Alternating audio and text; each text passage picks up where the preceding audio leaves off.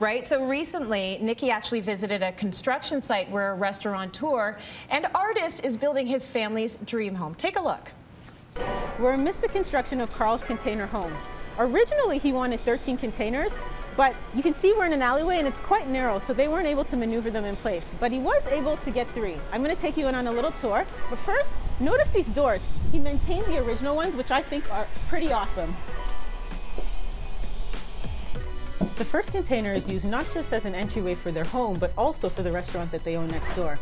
As you can see, this large area here is now used to store construction items, but eventually will be used as an elevated mudroom. I have my hard hat on. We are now entering a construction zone. We are on the 2nd floor of the building, which is actually the main floor of Carl's home. Carl, can you tell me a little bit why you decided to do this? 'Cause I mean, people build houses all the time, but to do it with a container, why did you decide to do that?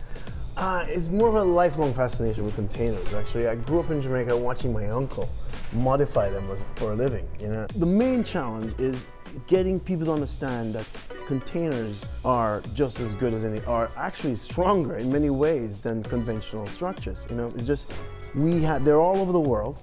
They dominate Europe. They're in Jamaica, they're in Brazil, they're everywhere.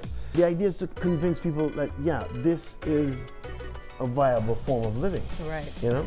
The building itself is part container, part conventional structure because we couldn't swing 13 containers, which was an immense project. So what we had to do was connect them to a conventional structure, which largely is the challenge of the construction project itself. So this is going to be the living room dining, and then off of that part is partially the living, and then you have a balcony on the outside. Exactly, there. that cantilever is over into the alleyway.